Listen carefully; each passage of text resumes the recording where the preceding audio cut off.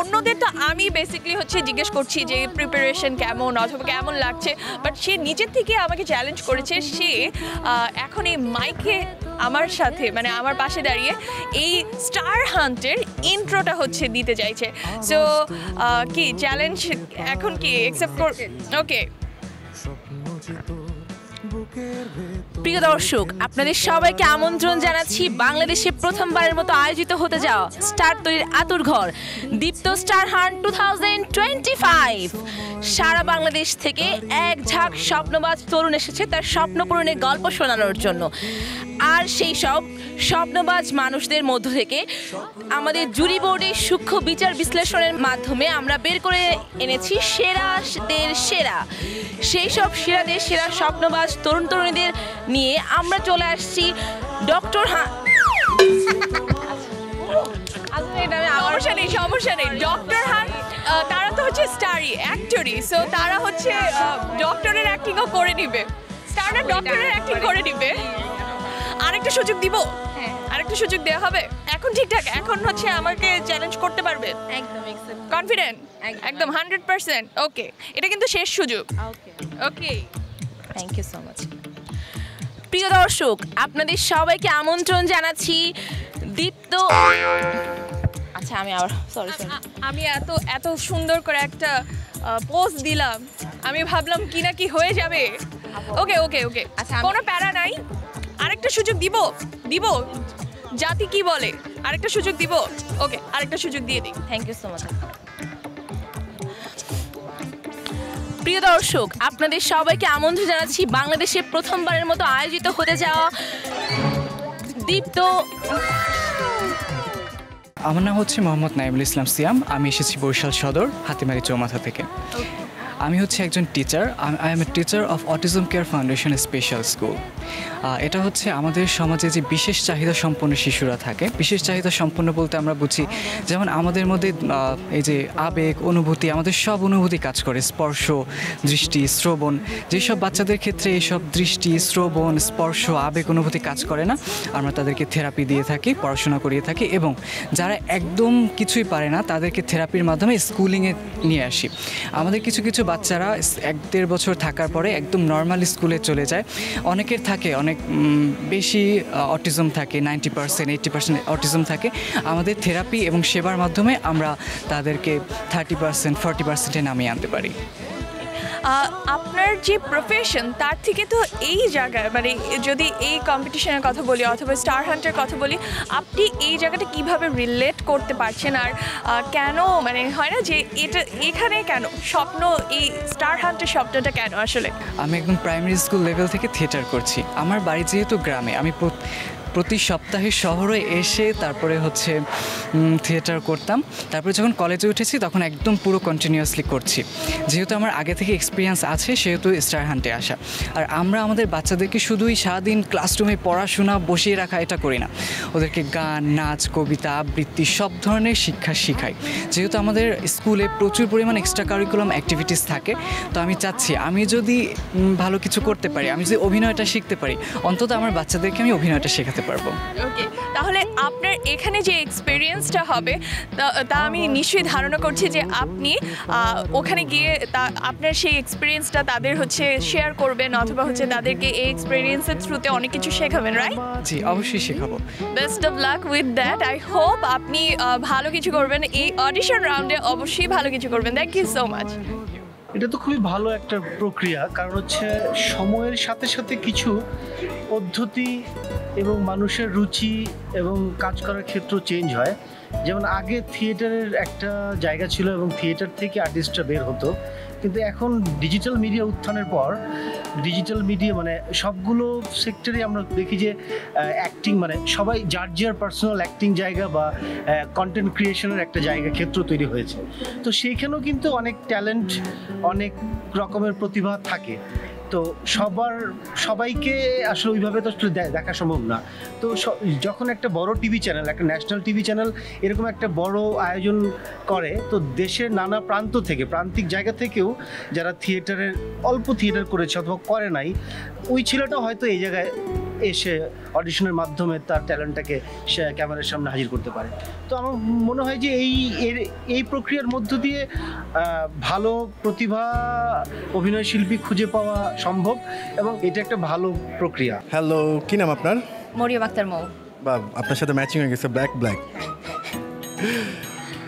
আপনার সাথে একটা গেম খেলি, গেম না, আপনার পারফরমেন্স দেখাতে হবে, যেহেতু আপনি এখানে অডিশন দিতে আসছেন, আপনার কিছু না কিছু করে দেখাতে হবে ট্যালেন্ট হান্টে। সো ধরেন আপনার পছন্দের মানুষ, আপনার পছন্দের একজন হিরোর নাম বলেন, নায়কের নাম। আরফান নিশো। ধরেন আরফান নিশো এখানে দাঁড়াই আছে, তাকে আপনি প্রপোজ। ফার্স্টে হচ্ছে অজ্ঞান হয়ে যাব, তারপর প্রপোজ, ওগুলো পরে আগে অজ্ঞান হব। আচ্ছা, ধরেন অজ্ঞান হয়ে গেছেন, আপনার মাথায় পানি ঢালা হয়েছে, আপনি আবার চোখ খুলছেন, তখন আরফান নিশো বলছে তুমি যদি এখন আমাকে সুন্দর করে প্রপোজ করতে পারো আমি তোমার প্রপোজাল অ্যাকসেপ্ট করব। সো এই ট্যালেন্ট আমার মধ্যে নেই। না, ধরেন না আপনি আপনার পছন্দের মানুষ সামনে দাঁড়িয়ে আছে, দেখি প্রপোজ করেন। 3, 2, 1 অ্যাকশন। আমি তোমাকে অনেক ভালোবাসি, তুমি জানো। তোমার নাটক দেখি আর আমি পাগল হয়ে যাই। একটু আগে তো দেখলে আমি অজ্ঞান হয়ে গেছি। এখন আই লাভ ইউ টু বলো, মানে তো আই লাভ ইউ বলো। আই লাভ ইউ টু বলতেছি আমি। বলতেই হবে? হ্যাঁ অবশ্যই। আমার বুক পাশটা বের হয়ে আসবে মনে হচ্ছে এখন। গড, হ্যাঁ ধরে রাখলাম।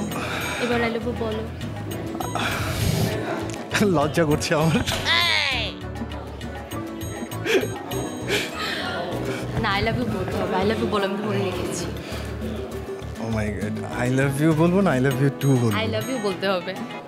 কেন, প্রপোজ করার কথা ছিল তো? ঠিক আছে, আমি অ্যাকসেপ্ট করব। হ্যাঁ লিসেন, আমি কিন্তু এখন আফরান নিশো, সো আমার একটা পার্সোনালিটি আছে। সো আমি আমার সামনে কোনো পার্সোনালিটি আই এম ম্যারিড, আমি এটা অ্যাকসেপ্ট করতে পারবো না।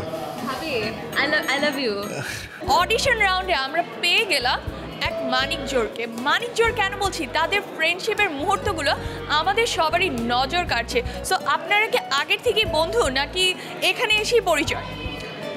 না, আসলে আমাদের এখানে এসে পরিচয় হয়েছে দীপ্ত টিভির এই অসাধারণ প্রোগ্রামে এসে।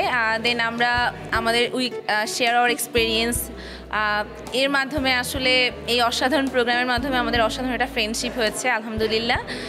আর দীপ্ত টিভিকে আবারও অসংখ্য ধন্যবাদ জানাচ্ছি বাংলাদেশে প্রথমবারের মতো এত নতুনত্ব আনার জন্য, এত অসাধারণ একটা প্রোগ্রাম আয়োজন করার জন্য। আপনারা দুইজনের জন্য কিছু বলতে চাইছে?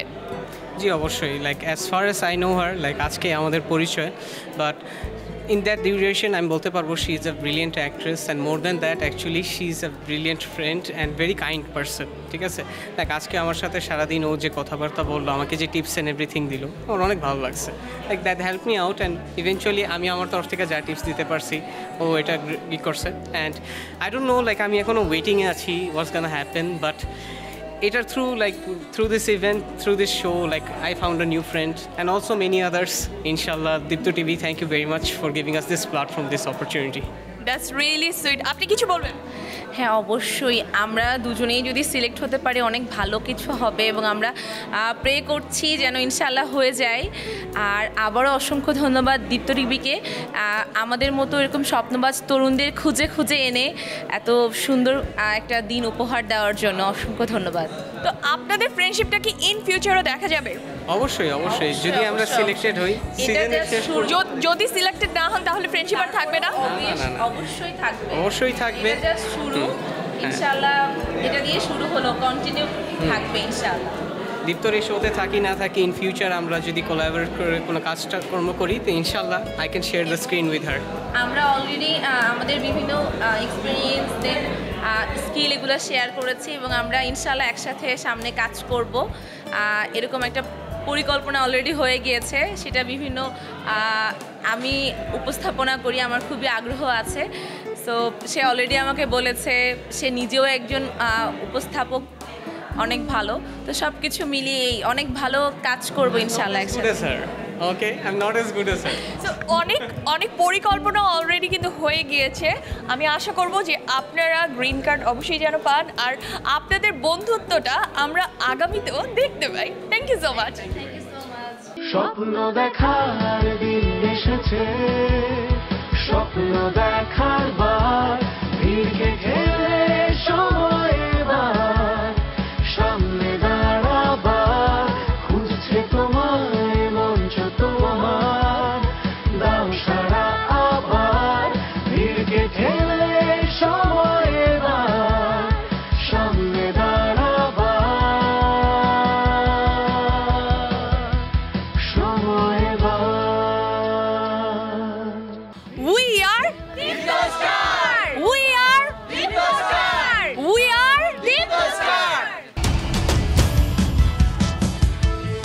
অডিশন রাউন্ড দেখুন 15 ও 16 ফেব্রুয়ারি রাত 10টায় এবং 21 ফেব্রুয়ারি থেকে প্রতি শুক্র ও শনিবার রাত 10টায় দীপ্ত টিভি এবং দীপ্ত টিভির ডিজিটাল প্ল্যাটফর্মে।